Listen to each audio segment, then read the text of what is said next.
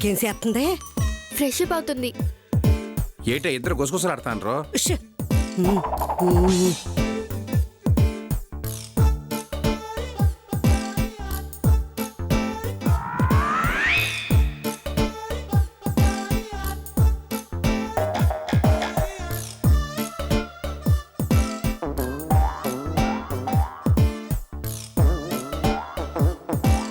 ఇప్పుడు పాలొద్దు ఏమొద్దంటే ఎలా? బలవంతంగా ఇస్తే అసలే పోలీసు ఇట్టే కనిపెట్టేస్తుంది. ఎలా ఎలా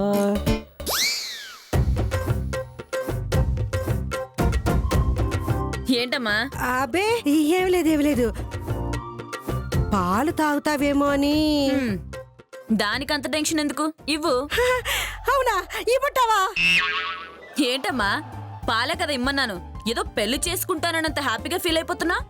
దగ్గర అలాంటిదే. ఏంటి? ఇప్పుడు తెస్తాను. అమ్మా, నాకు ఒక్కదానికి ఎందుకు? మీ ఇద్దరు కూడా తెచ్చుకోండి. ఏ నానే పాప చేశారని? ఆయన ఆల్రెడీ పెగ్గేసి ఉంటారు కదా. నాకు అంత అదృష్టం కూడానా?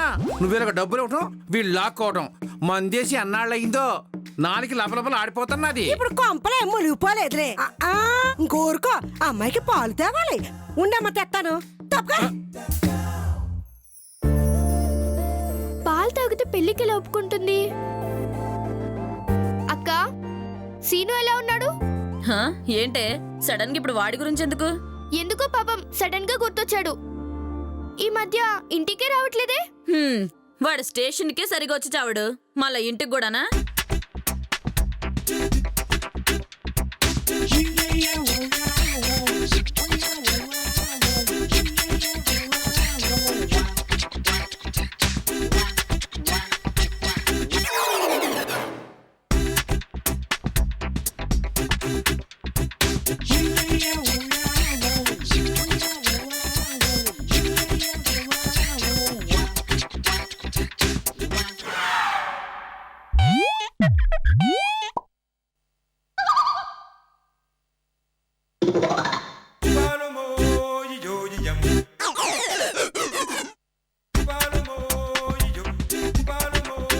అమ్ముడు, మీ ఏసీపీ గారు లీవ్ లో ఉన్నారా?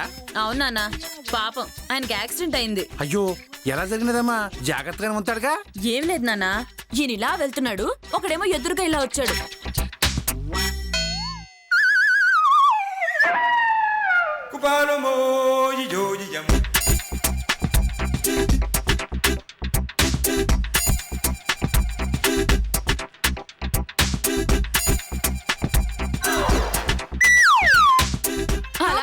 తర్వాత మాట్లాడుకుందరు గాని నువ్వు తాగమ్మడు.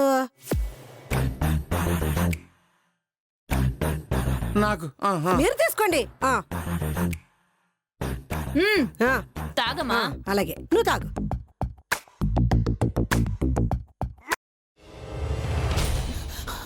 నువ్వు ఇంకేమన్నా చెప్పాలా? ఇంకేమన్నా అబద్ధం చెప్పాలనుకుంటే చెప్పేయి. నేను చూడాలనుకుంటున్నాను నన్ను మోసం చేయడానికి నువ్వు ఎంత నీచానికి దిగజారగలవు అని. ఎందుకు ఆలియా, ఎందుకు నువ్వు ఇలా చేసావు? నీకు తెలుసు కదా, నానమ్మ తర్వాత నీ ఒక్కదానిని కదా నేను పూర్తిగా నమ్మేది. ఏమన్నావు నువ్వు? ఈ మధ్య అన్నిటినీ మర్చిపోతున్నావా? అది చాలు. వాటిలో ఉన్న శక్తి విషయాన్ని గ్రహించి మనకు వివరిస్తాయి.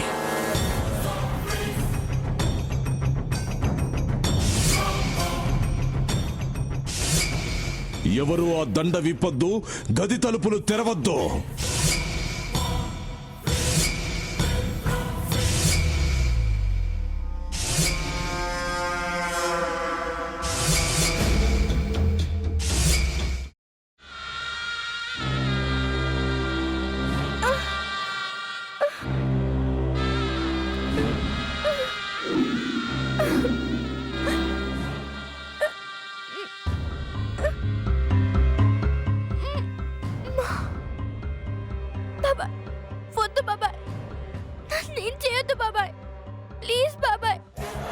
నిజం తెలిసినప్పుడే నా ఆలోచనలో నువ్వు చచ్చిపోయావు.